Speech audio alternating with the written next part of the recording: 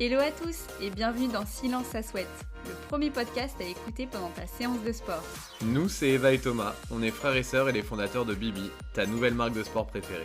Tu veux booster tes résultats, rééquilibrer ton alimentation ou tu souhaites tout simplement que ta séance passe plus vite? Sur ce podcast, nous recevrons des coachs, des passionnés de sport ou même des sportifs du dimanche qui te partageront leurs meilleurs conseils ainsi que leur parcours. Silence! Chut, ça souhaite. Dans ce 12e épisode, on reçoit une nouvelle fois Julie. Elle va nous parler de l'influence positive et négative des réseaux sociaux sur la pratique du fitness. Elle nous partage son expérience et également sa découverte récente d'un nouveau réseau social, TikTok. Vous allez voir que ce réseau cache bien des surprises. Si le podcast te plaît, n'hésite pas à nous laisser un avis sur Apple Podcast ou Spotify car ça nous aide beaucoup. Bonne écoute! Hello Julie! On va un peu plus parler cette semaine de l'influence, en tout cas des conséquences positives ou négatives des réseaux vis-à-vis de la pratique du fitness. On va commencer ce deuxième épisode par une question très simple. Que penses-tu du partage de sa routine sportive sur les réseaux sociaux? Qu'est-ce que j'en pense? Je pense qu'il y a du bon et du moins bon. Ce qui peut être très positif quand on est quelqu'un qui utilise Instagram pour suivre ses influenceurs fitness préférés, je vais dire que c'est hyper motivant. Moi, c'est vrai que je reçois pas mal de messages, parfois le matin quand je m'entraîne à 6 heures, où on me dit j'avais envie de rester au lit, mais en fait, ça me motive grave et j'ai envie de me lever et d'aller m'entraîner. Donc, d'un côté, je trouve ça hyper motivant. Et après, je sais qu'il y en a pour qui ça peut être un peu culpabilisant de voir les gens se donner à fond et de pas forcément avoir la motivation pour le faire. Donc, y a de tout à en tirer. Est-ce que tu penses qu'on peut partager sa routine sportive même si on n'est pas coach? Je pense qu'on peut, du moment qu'on prévient sa communauté que c'est juste pour faire un partage, vraiment pour dire voilà ce que j'ai fait ce matin, mais qu'on rentre pas dans le conseil de il faut faire comme ci, il faut faire comme ça, si moi je vous dis que c'est comme ça, alors vous devez faire comme ça. Moi je sais que je peux partager mes routines, mais je préviens toujours que je suis pas coach, que c'est juste moi les exos que je fais, j'ai jamais donné de conseils de placement ou de choses comme ça. Très clair. Je fais juste une petite parenthèse. Est-ce que du coup, tu as déjà reçu des messages de gens te disant que tu n'étais pas à ta place ou que tu n'étais pas légitime du fait que tu n'étais pas coach? Pas légitime, oui, mais pas par rapport au fait que je n'étais pas coach, par rapport à mon physique. C'est encore pire. Oh là là. Ouais. Il y a des gens qui sont vraiment pas gentils sur les Putain, c'est réseaux dingue. sociaux. Après, on apprend vite à mettre une immense barrière et à se dire ces gens-là, je les connais pas, c'est pas ma vie, c'est pas mon entourage et moi je sais ce que je vaux, mais ça demande d'avoir une confiance en soi là, quoi. Parce que sinon, on peut se laisser bouffer. Moi, je me suis vite laissé bouffer. Même l'été dernier, j'ai eu un gros moment de remise en question par rapport à mon physique à cause de ça.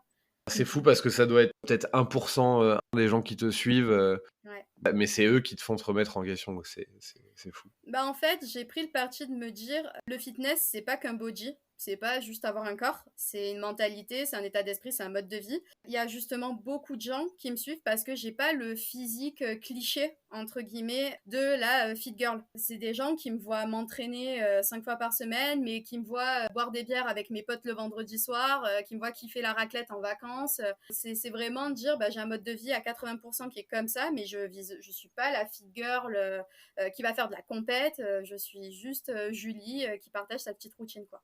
On sait pourquoi tu es avec nous. Je pense qu'il y a certaines valeurs qui sont relativement communes entre la pratique sportive mais le kiff à côté. Je pense que justement, c'est ce qui fait aussi ton succès, c'est qu'on peut s'identifier en fait très facilement.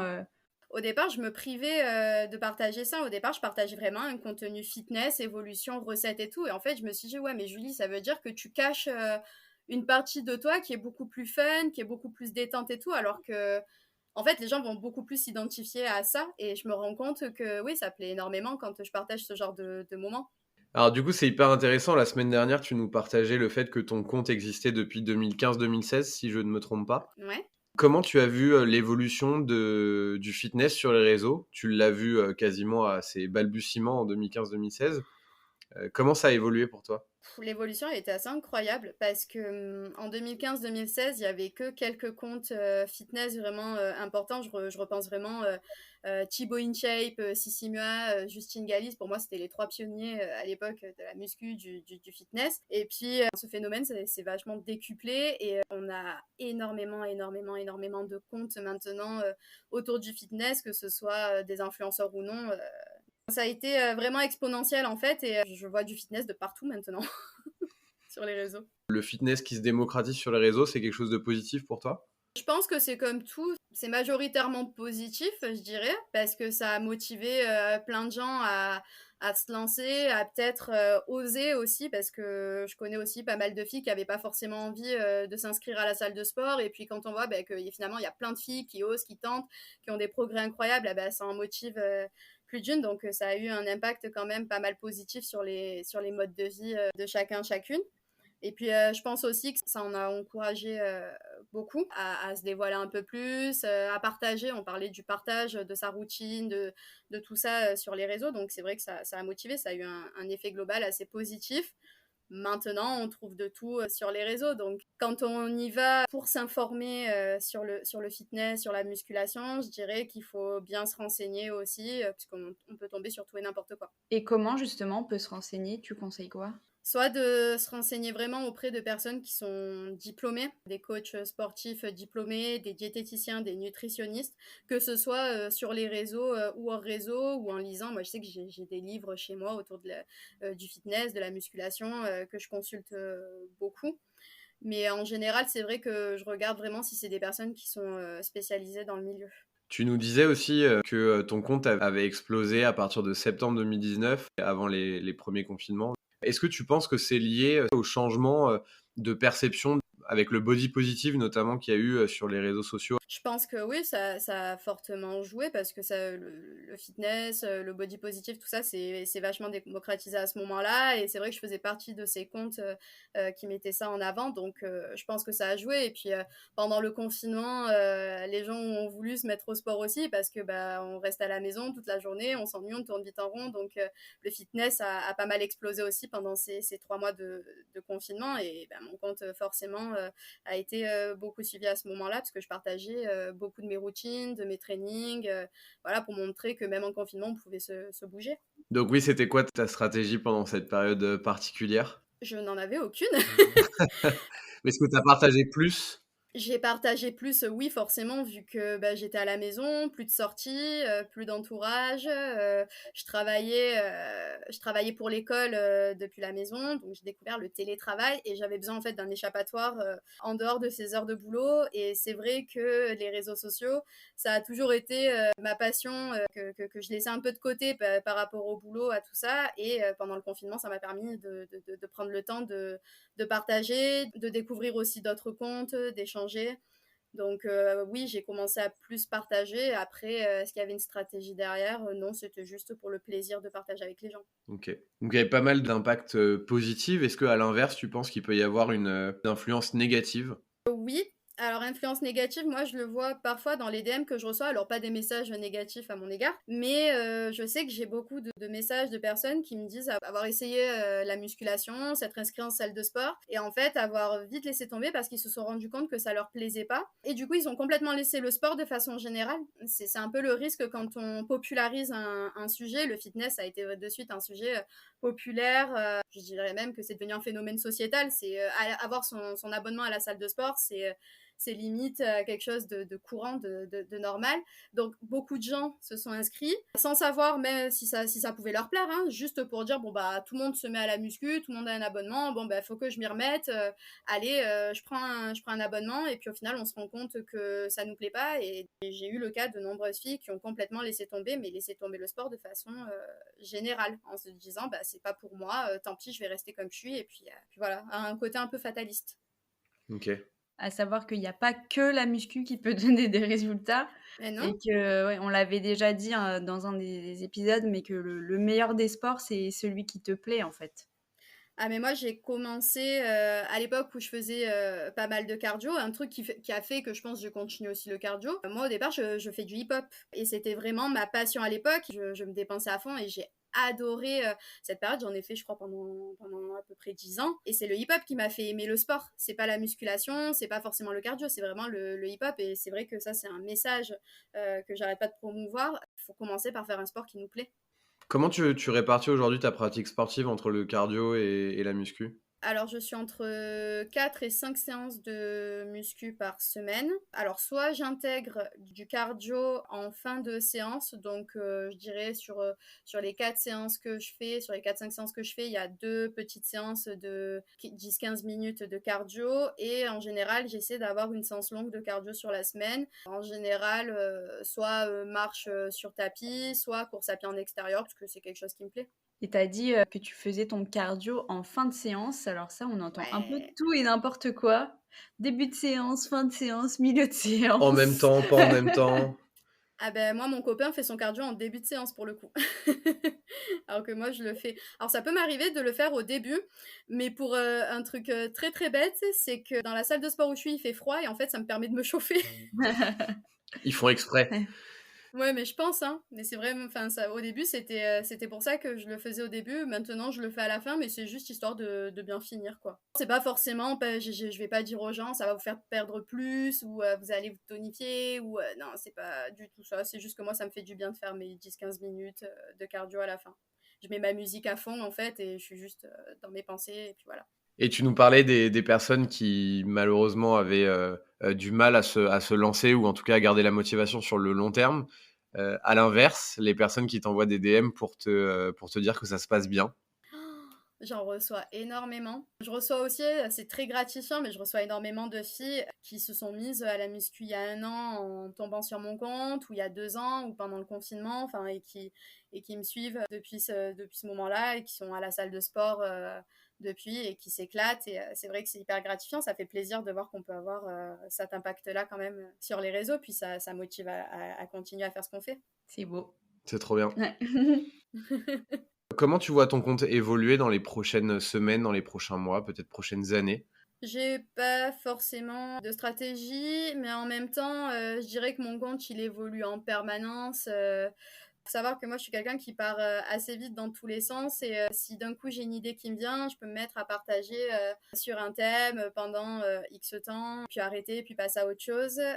Comment je le vois évoluer? Je pense pas que ça sera différent de ce qu'on y trouve aujourd'hui en termes d'état d'esprit, peut-être en termes de contenu, parce que les réseaux évoluent aussi avec moi, qu'il y a des choses qui sont arrivées, que je vais donner un exemple tout bête, mais moi, quand j'ai commencé sur Instagram, il n'y avait pas de story, il n'y avait pas de réel, il n'y avait pas tout ça, donc on fait aussi avec, hein. Quand ça arrive, on s'y met, on teste, on voit. Et donc c'est un peu compliqué par rapport à la façon dont évoluent les réseaux de dire où j'en serai dans 2 ans, 3 ans, 4 ans.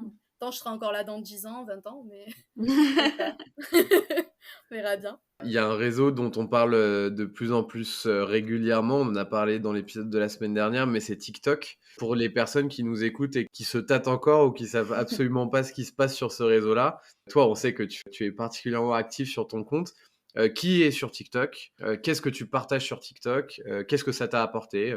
Je dirais que sur TikTok, on trouve de tout. Alors moi, au départ, j'avais une version très cliché de TikTok. Pour moi, c'était que des ados entre 12 et 16 ans qui partageaient des vidéos drôles. D'ailleurs, je m'excuse encore pour ce cliché.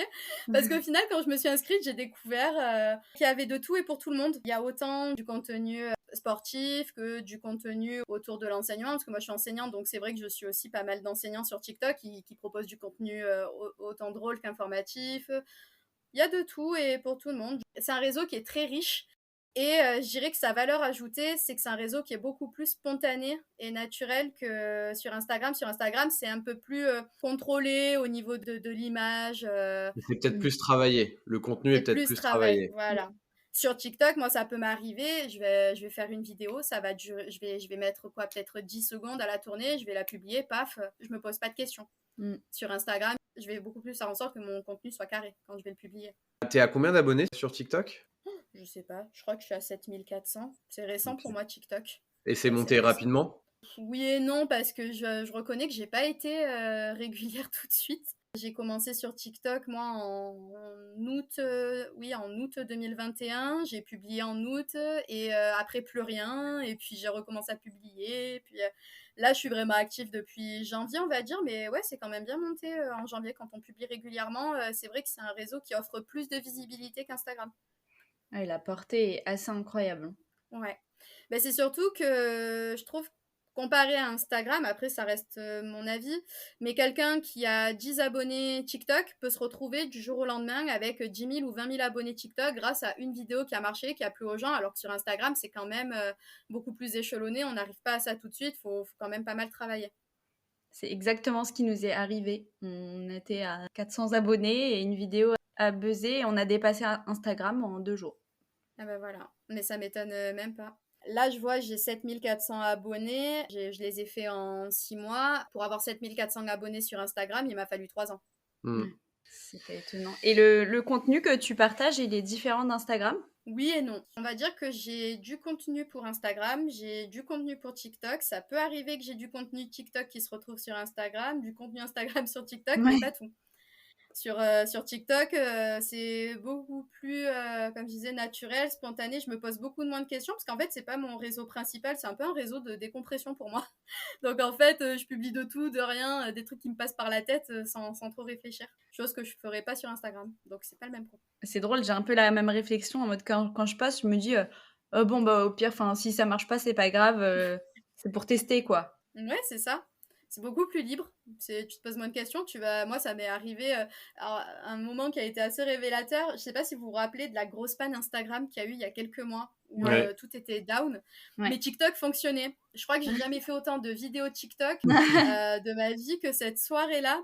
Et en fait, c'est drôle parce que ce jour-là, je me suis dit, c'est dingue parce que pour un réel Instagram, parfois, tu passes entre 2, 3, voire 4 heures entre le moment où tu le fais, que tu le montes, que tu fais ta photo de couverture, etc. TikTok, je crois que j'ai fait 6 vidéos en une soirée. Hmm. Juste pour le kiff.